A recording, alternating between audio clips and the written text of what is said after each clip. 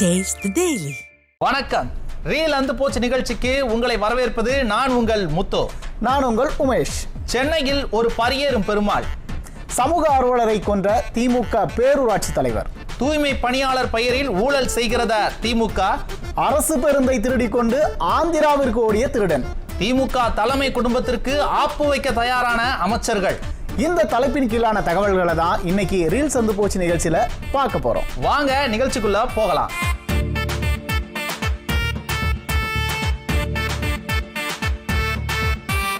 எப்பா சாமி போதும்டா ஓட்டது ரீல் அந்து போச்சு. தலைநகர் சென்னையில மீண்டும் ஒரு பயங்கரம் நடந்திருக்கு. சினிமா பாணியில ஒரு சாதிய வன்கொடுமை நடந்திருக்கு. என்ன உமேஷ், சென்னை மெட்ரோ சிட்டின்னு சொல்றோம் தலைநகரை, அங்கேயே ஒரு சாதிய வன்கொடுமையா?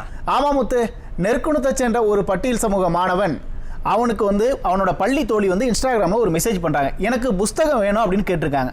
அந்த பையனும் தோழி கேட்குறாங்களே அப்படின்னு புஸ்தகத்தை எடுத்துக்கிட்டு தோழியோட வீட்டுக்கு போயிருக்கான். அங்கே போன பிறகு தான் தெரியுது மெசேஜ் பண்ணது தோழி இல்லை, தோழியோட சொந்தக்காரங்க அப்படின்ட்டு. அங்கே போன அந்த பட்டியல் சமூக மாணவனை சாதி பேரை சொல்லியே அறிவாளில் தலையில் 2 முறை வெட்டியிருக்காங்க. கத்தி உடஞ்சி போன உடனே என்ன பண்ணியிருக்காங்க, இரும்பு ராடால் வாயிலே குத்தியிருக்காங்க. அங்கேருந்து பிழைச்சா போதுண்டா அப்படின்னு ஓடி போய் இப்போ அந்த மாணவன் மருத்துவமனையில் சேர்ந்துருக்காப்ல. ஆமாம் உமேஷ், ஸ்டாலின் ஆட்சிக்கு வந்ததிலிருந்தே சாதிய மோதல்கள், ஆணவ படுகொலைகள், இந்த பட்டியல் சமூக மக்களுக்கு எதிரான தாக்குதல்கள் அதிகமாகிட்டே போகுது. அதுவும் சென்னையில் மெட்ரோ சிட்டியில் இந்த மாதிரி ஒரு அட்டாக்ஸ் நடக்குது பார்த்தீங்க அப்படின்னா இந்த ஆட்சியில் தமிழ்நாடு எவ்வளவு மோசமாகிட்டு இருக்கு அப்படிங்கிறதான் காட்டுது. ஏற்கனவே பார்த்தீங்கன்னா பள்ளிக்கரணையில் இதே மாதிரி ஒரு ஆணவ படுகொலை நடந்தது. அந்த விவகாரத்தில் நீதி கிடைக்காம பாதிக்கப்பட்ட பெண்ணும் இறந்து போனாங்க. இந்த கொடுமைகள் இவ்வளவு நடக்குது. பட்டியல் சமூகத்துடைய பாதுகாவலர்னு சொல்லக்கூடிய திருமாவளவனும் அதுக்கப்புறம் இந்த கம்யூனிஸ்ட் கட்சிக்காரங்களும் பார்த்தீங்க அப்படின்னா வாயவே திறக்க மாட்டேங்கிறாங்க. திருமாவளவன் இதுக்கெல்லாம் ஒருபடி மேலே போய் ஸ்டாலின் ஆட்சியில் சமூக நீதி இருக்குன்னு வேற சொல்றாரு. எதுவும் கனவுல எதுவும் இருக்கிறாரான்னு தெரியல. அதான் வங்கி கணக்கில் வர வேண்டியது வந்துடுச்சுல்ல, அப்புறம் என்ன பிரச்சனை? முத்தரசன் மிக தெளிவாக சொல்லிட்டாப்ல, கொள்கை இல்லாத கூட்டணி வெறுமனே பாஜக எதிர்ப்புன்னு மட்டும் பேசி இங்கே நடக்கிற அராஜகங்களை, அட்டூழியங்களை, அரசின் அலட்சியத்தை மறைக்கலான்னு நினைக்கிறாங்க. ஆனால் மக்கள் பார்த்துட்டு தான் இருக்காங்க. பட்டியல் சமூக மக்கள் இந்த தேர்தலில் ஏமாற மாட்டாங்க. திமுகவையும் விசிகாவையும் கட்டாயம் புறக்கணிக்க தான் போகிறாங்க.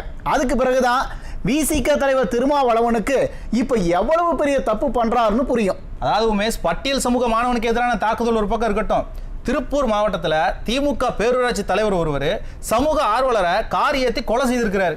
அது விபத்துன்னு சொன்னாங்களே. திமுக பேரூராட்சி தலைவர் தலைக்கேறின போதையில் காரை ஓட்டிட்டு போய் சமூக ஆர்வலர் மேலே மோதிட்டதால சொன்னாங்க. முதல்ல காவல்துறை இந்த வழக்கை அந்த கோணத்தில் தான் கொண்டு போக முயற்சி பண்ணியிருக்காங்க. ஆனால் உண்மை வெளியே வந்துருச்சு.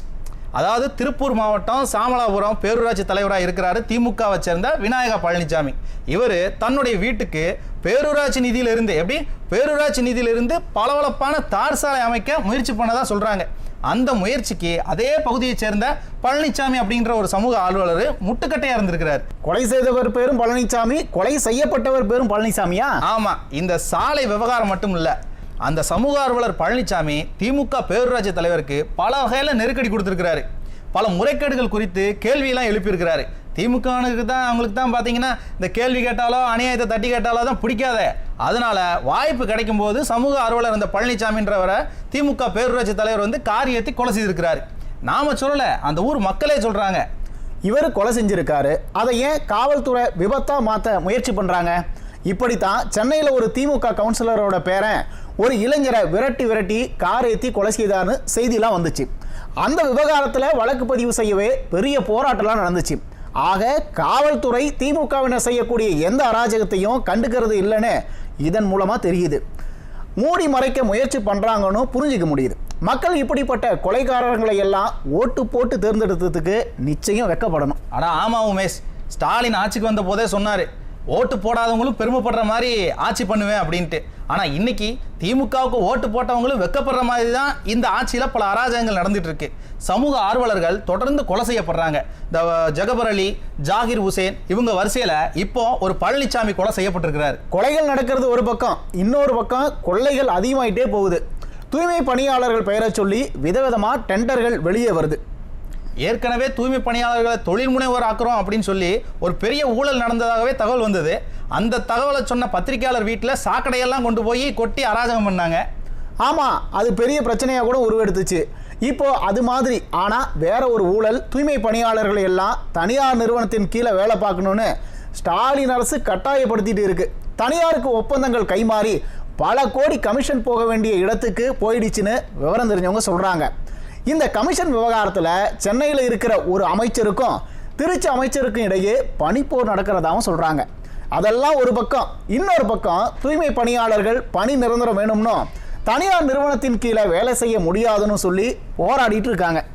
அப்படி போராட்டம் செய்தவங்களை இரவோடு இரவா ஸ்டாலின் அரசு கைது செஞ்சிருக்கு.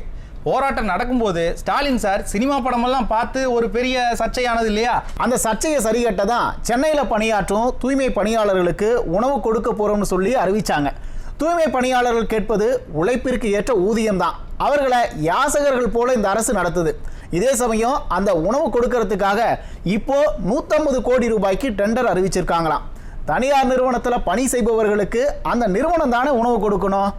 அதை ஏன் அரசு பணத்திலிருந்து கொடுக்கணுங்கிற கேள்வி இப்போ எழுந்திருக்கு. இந்த 150 கோடி ரூபாய் டெண்டரில் எவ்வளவு ஊழல் நடக்க போகுதுன்னு தெரியல.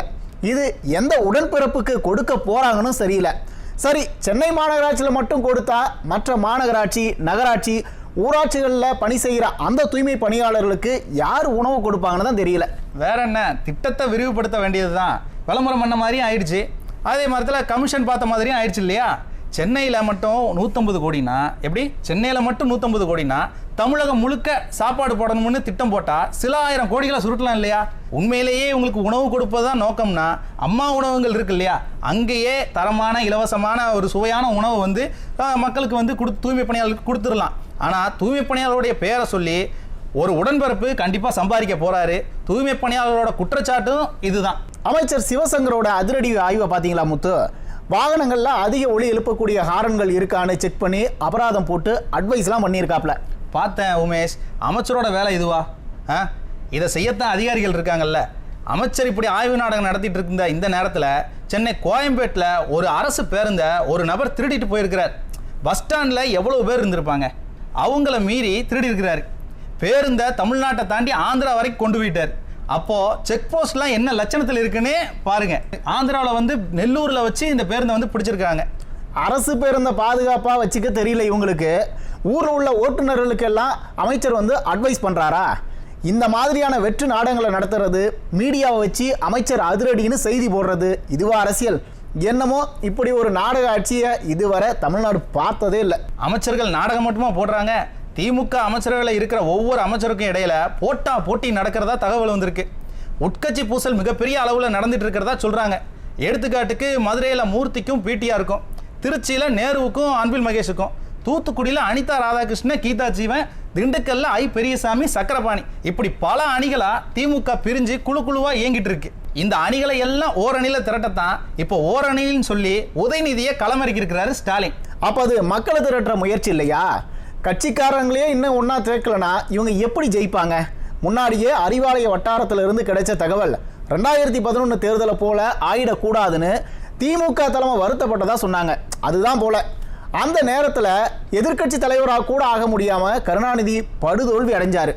அப்படி ஒரு தோல்வி வந்துடக்கூடாதுன்னு தான் இத்தனை முயற்சிகளை திமுக எடுக்கிறாங்களான்னு நினைக்கிறேன். ஆக மொத்தம் தோக்க போறாங்கன்னு தெளிவா தெரியுது. ஆமா, இன்னும் 7 மாசம் தான் இருக்கு.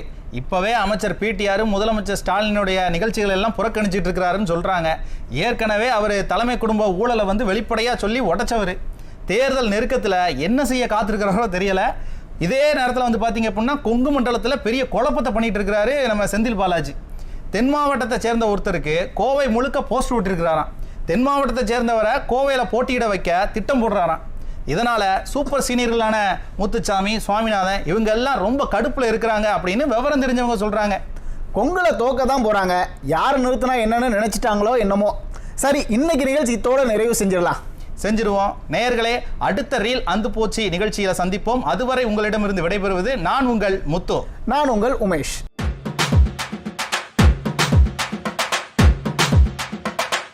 எப்பா சாமி, போதும்டா ஓட்டது, ரீல் அந்து போச்சு.